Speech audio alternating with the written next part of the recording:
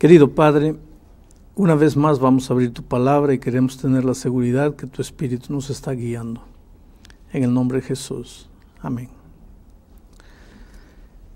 Estamos viviendo en tiempos peligrosos. Son tiempos especiales y es necesario que nosotros abramos los ojos para ver la solemnidad de los tiempos que estamos viviendo. Voy a leer algunos versículos que nos van a mostrar eso. Mira, en en la segunda epístola de Pedro, capítulo 3, versículo 3 dice: sabiendo primero esto, que en los postreros días vendrán burladores, andando según sus propias concupiscencias, y diciendo: ¿dónde está la promesa de su advenimiento? Porque desde el día en que los padres durmieron, todas las cosas permanecen así como desde el principio de la creación. En los últimos días, antes de la venida de Cristo, aparecerá gente burlándose de los que creen en la venida de Cristo. La venida de Cristo es una de las promesas más contundentes. Hay un estudio, cuando vamos a estudiar específicamente la venida de Cristo, pero en este estudio vamos apenas a hablar de los tiempos previos a la venida de Cristo, de las señales de que ya estamos viviendo en los últimos tiempos antes de la venida de Cristo. Y una de las señales es el surgimiento de mucha gente agnóstica, incrédula, burlona. Cuando encuentran a alguien con la Biblia en la mano que dice que cree en la vuelta de Cristo, ellos dan carcajadas y dicen: mas eres un tonto, en pleno siglo XXI tú crees en esas cosas, en fin. Pero San Pablo nos sigue comentando el tipo de gente que habrá en los días antes de la vuelta de Cristo. En la segunda epístola a Timoteo, capítulo 3, versículos 1, 2, dice así: también debes saber esto, que en los postreros días, los últimos días, nuestros días, vendrán tiempos peligrosos, porque habrá hombres amadores de sí mismos. Miren la descripción que hace del tipo de gente que habrá en los últimos días. Amadores de sí mismos, avaros, vanagloriosos, soberbios, blasfemos, desobedientes a los padres, ingratos, impíos, sin afecto natural, implacables, calumniadores, intemperantes, crueles, aborrecedores de lo bueno, traidores, impetuosos, infatuados, amadores de los deleites más que de Dios. Quiere decir, parece que Pablo estuviese retratando al ser humano del siglo XXI, al ser humano de nuestros días. Todo esto es evidencia de que Cristo va a voltar. Pero el capítulo 24 de San Mateo es el que más me impresiona. Capítulo 24, a partir del versículo 3. Y estando Jesús sentado en el monte de los Olivos, los discípulos se le acercaron aparte diciendo: dinos, ¿cuándo serán estas cosas y qué señal habrá de tu venida y del fin del mundo? Respondiendo Jesús les dijo: mirad que nadie os engañe, porque vendrán muchos en mi nombre diciendo: yo soy el Cristo, y a muchos engañarán. Aquí está una señal de la venida de Cristo. Aparecerán antes de la venida de Cristo muchos diciendo: yo soy el Cristo, y engañarán a muchos. Y oiréis guerras y rumores de guerras. Mirad que no os turbéis, porque es necesario que todo esto acontezca, pero aún no es el fin. Porque se levantará nación contra nación y reino contra reino, y habrá pestes, hambres, terremotos en diferentes lugares. Quiere decir, AIDS o SIDA, que es un flagelo, los cánceres incurables, las pestilencias, las hambrunas, la miseria, la explotación del hombre por el hombre, los tsunamis, los terremotos, las guerras fratricidas. Todo es evidencia de que estamos viviendo en el tiempo del fin. Y un versículo más antes de darles lugar a preguntas. Dice el versículo 32, de la higuera aprended la parábola. Cuando ya su rama está tierna y brotan las hojas, sabéis que el verano está cerca. Así también vosotros, cuando veáis todas estas cosas, ¿qué cosas? Tsunami, terremoto, guerras, gente impiedosa, etcétera, etcétera. Cuando veáis todas estas cosas, conoced que está cerca a las puertas. Quiere decir, la venida de Cristo está más próxima de lo que nosotros imaginamos. Pastor, pero usted acaba de leer en Mateo 24, por ejemplo, la Biblia nos dice, habrán terremotos, guerras, hambre. Para mí es un tanto vago, porque si miramos atrás en nuestro planeta, siempre han existido guerras, terremotos, hambre. Desde que yo soy niña, siempre ha habido esas cosas. ¿Será que tal vez no hay algo específico, alguna señal más puntual que nos diga el Señor ya viene? Siempre hubo guerras, desde que el ser humano, Adán tuvo hijos y Caín mató a Abel, siempre hubo guerras hasta nuestros días. Siempre hubo hambre desde el momento que el pecado entró y unos quisieron ser más ricos que otros y fueron más vivos para quitarles a los otros el dinero y las cosas. Siempre hubo terremotos, siempre hubo cataclismos, pero nunca en la historia del mundo hubo tanto como en nuestros días. No hay un día que tú abras el internet, mires el noticiero en la televisión, abras el periódico, que no esté plagado de guerras, de intentos suicidas, terrorismo, de cataclismos. En estos días que estamos grabando esto, estamos ahí siendo testigos de miles de gente muerta, en caídas de aviones, tsunamis, terremotos, en fin. Todo eso ha habido a lo largo de la historia, pero nunca tan concentrado como en este periodo. Y Jesús dice que cuando viereis todas estas cosas así, es que estás aproximándose el día de mi venida. Una pregunta que yo me hago y tal vez muchos se hacen. ¿Señales del retorno, del regreso de Jesús es la misma cosa que señales de que el mundo va a acabarse? Depende de cómo crees tú que el mundo se va a acabar. Porque hay gente que piensa que el mundo se va a acabar porque vamos a multiplicarnos tantos los seres humanos y que no va a alcanzar la comida. Entonces vamos a comenzar a comernos unos a los otros. Porque dicen que la producción de la tierra aumenta en progresión aritmética, 2, 3, 4, 5, 6, 7, mientras la población aumenta en progresión geométrica, 2, 4, 8, 16, 30. Entonces va a llegar un momento en que no va a haber comida para todos, que el mundo va a acabar así. Otros dicen, no, va a acabar con una guerra atómica y todos nos vamos a destruir. Otros dicen, no, va a caer un asteroide y va a destruir la Tierra.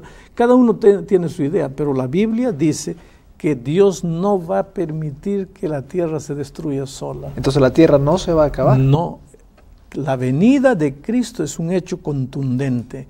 La venida de Cristo será el punto final a la historia del pecado en este mundo.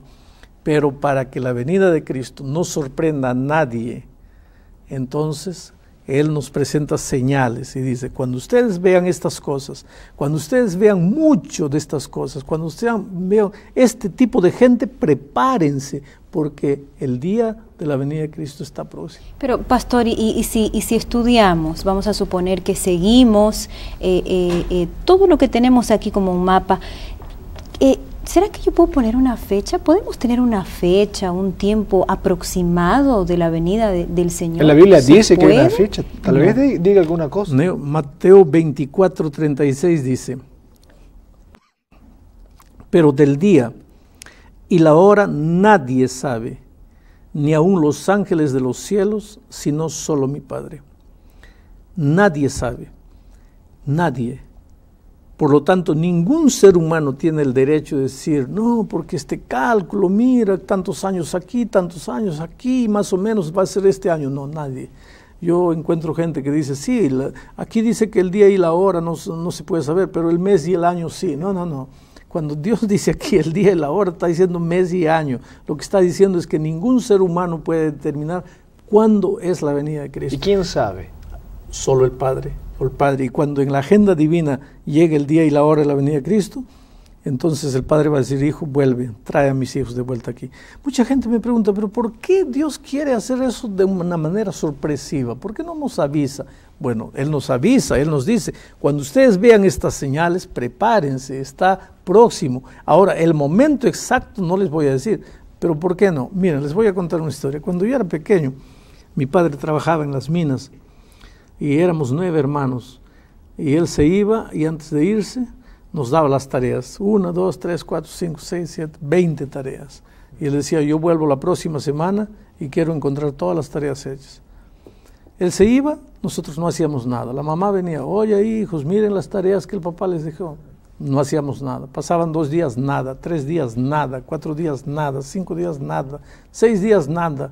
El día que sabíamos que mi padre iba a llegar a la noche, nosotros éramos 9, nos poníamos en acción y en 2 horas resolvíamos todas las tareas. Ahí mi papá llegaba, encontraba todo perfecto y decía, qué hijos maravillosos tengo. Un día, él nos dio las tareas y se fue a trabajar. Hubo un accidente en la mina donde él trabajaba y entonces mandaron todo el mundo de vuelta a su casa. Y él vino el mismo día y nos encontró que nosotros no cumplíamos nada, no hacíamos nada. Él estaba engañado con nosotros. Mira, si Dios hubiese dicho, voy a volver, si Jesús hubiese dicho, voy a volver el 13 de octubre del año 2009, ¿qué pasaría con el ser humano? Viviría como le da la gana, vive en el pecado, hace la miseria que quiera. Y él, faltando un día, se arrepiente, arregla su vida, está listo para ir al cielo. El cielo se llenaría de gente egoísta, interesada. Pero Dios no quiere, Dios quiere hijos sinceros, hijos transformados, hijos convertidos. Por eso no dio el día exacto, pero nos dio el tiempo y nos dijo, cuidado, cuando ustedes vean estas cosas, prepárense. Ahora, pero hay una señal clara, hay una señal específica para saber que Jesús va a volver, o son el conjunto de señales. Porque me parece un poco vago, pastor, discúlpeme, me parece vago decir cosas que son obvias, como guerras, tragedias, me parece vago decir que eso ya es señal de que Jesús va a volver. Hace 100 años ocurría eso también.